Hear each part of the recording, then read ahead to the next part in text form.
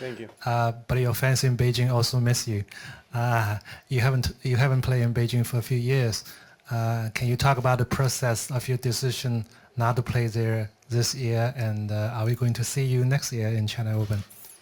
I hope so. I had so far a perfect record in China Open, and yeah, unfortunately, I didn't play 2 years ago. It was a similar situation like this year where I had a long couple of months with a lot of matches played previously, and in 2016 as well. I think I had Davis Cup and so forth, and then last year obviously I didn't play for the 6 months of the season, and this year I decided to skip Beijing because I was just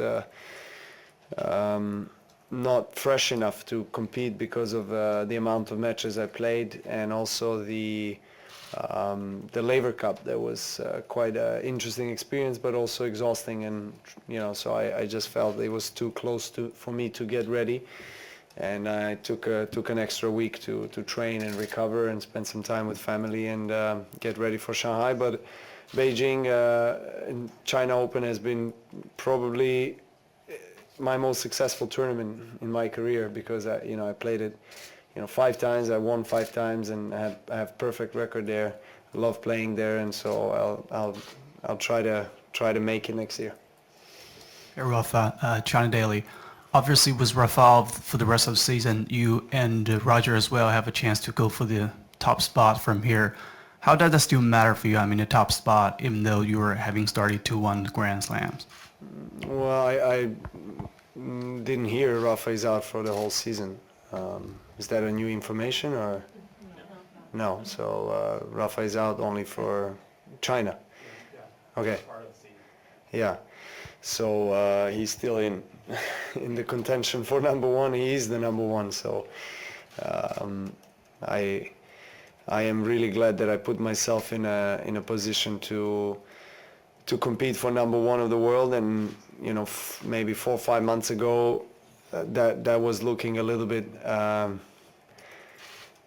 far from reach. But with the recent results, I put myself in a pretty decent position to fight for number one, year-end number one, which of course is always one of the ultimate goals that you have as a professional tennis player.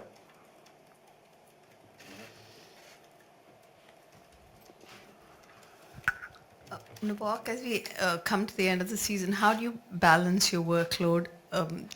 Does it go up? Does it go down? Training, and do you look at your calendar more closely as you come to the stage? And is it different now than when you were younger? Well, I think the schedule, first of all, is such that after the kind of a Grand Slam season is over, a lot of, I think, tennis players and tennis fans specifically just drop with excitement a little bit, and I think many of the tennis players are also getting a little bit tired from the length of the season. And, I think most of the top players especially have always aimed to play their best at the Grand Slams. And when the Grand Slam season is over, the next thing that you're looking forward to in terms of the level of the tournament is London. But at the same time, at least from my perspective, I value all the other tournaments as much that I value others. Of course, some of them, like Grand Slams, just stand out, and because of the history and everything. But I really want to do well in every tournament that I play on till the end of the year, because I first of all, I out of respect for every tournament, and I want to win as much as I can. But at the same time, I want to give myself a good chance to be number one in the end of the year. So I will definitely play this tournament and any other after this as it's a Grand Slam for me in a way. Novak, you've all the number one and different ages, different stages of your career, I guess with different motivation to get there. What may be different this time that you can come back to it in the context is completely different, but inside does that feel different too? Do you have to go through a different motivation kind of way? After I won the career slam, I mean the Roland Garros in 2016, I had to, and I talked about this before, not to repeat the whole story, but I had to, you know, kind of remotivate myself and find ways to, you know, have that mental freshness and you know, just kind of like a drive, emotional drive, you know. And I didn't think or feel that's going to be some kind of a challenge for me, because I never felt that I had been challenged mentally to really kind of force myself to find new ways of motivation. Because I really love playing tennis, and I never lost that, even in those periods where I was kind of struggling with results and injury. I still kept on training, and even harder, because I was finding a way to get better.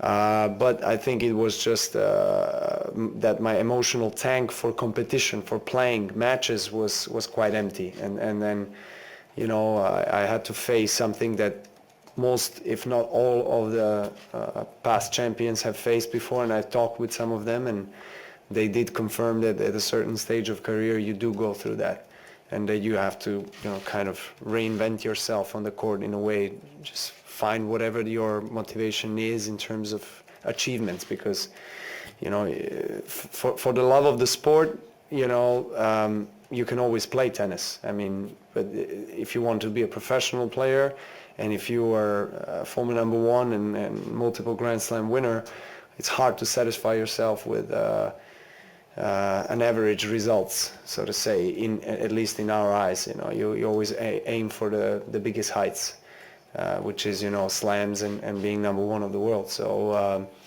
that's in a way it's good, because you always strive to be the best, and that's what keeps you going on a daily basis in terms of training, dedication.